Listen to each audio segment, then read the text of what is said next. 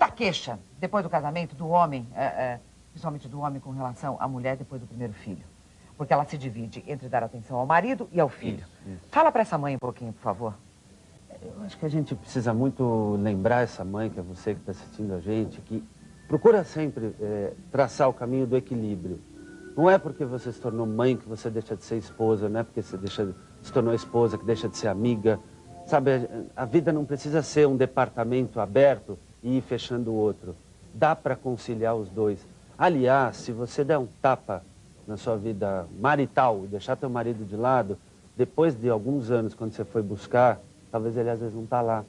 É isso que às vezes acontece. A mãe se despeja toda em cima do filho e anos depois, quando ela vai acordar e sentir falta do marido, por quê? Porque o filho tem 15, 16 anos, está saindo para a vida, às vezes o marido não quer mais ela. E aí viram dois parentes. Então, se você não quer que isso aconteça, ou se isso começou a acontecer, lembra que é sempre possível a gente reverter se a gente se dedica de verdade. Porque enquanto você mora na mesma casa, sempre há espaço, eu volto a dizer, sempre há espaço para um buscar o outro. Porque familiares são como dedos de uma mesma mão. Às vezes podem estar até separados, mas se a gente tem vontade mesmo, a gente une todo mundo. Mas precisa ter vontade e determinação, Olga. Outro problema é a mulher, a profissional, que para com tudo, fica em casa sendo esposa, mãe. Depois de determinados anos, ela quer voltar, aí encontra dificuldades e às vezes acaba assim, cheia de culpas. E até culpando esse filho. Não, porque é o seguinte, eu deixei tudo lá na minha vida para ficar com você. E aí ele diz assim, eu não pedi para você fazer isso. Agora fala para essa mãe, por favor. Isso é uma coisa que também eu tenho muito a agradecer a minha mãe, né? Eu lembro que uma vez, aos 10 anos de idade, eu perguntei, mãe, mas e aí, por que você está fazendo tudo isso para mim? Por que você está cuidando de mim? Por que você me cuida, me arruma, me leva, me dá dinheiro? E minha mãe falou assim para mim, eu faço isso para mim. Porque cada sorriso teu é uma paz no meu coração. E eu sinto, Olga, que a gente precisa redobrar a percepção de que a gente escolhe o que a gente faz.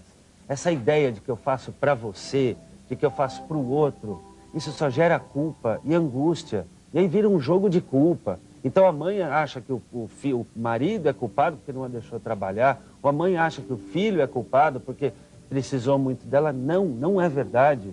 Tanto que tem mães que trabalham o dia inteiro e deixam em creche, quer dizer, existem várias escolhas e a gente precisa se assumir como responsável pelas escolhas que a gente faz.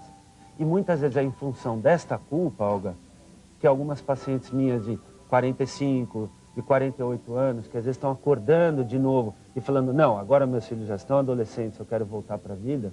Em função desta culpa, a pessoa se sente inferiorizada e começa a criar um monte de crenças. Eu não vou conseguir, eu estou velha, não dá.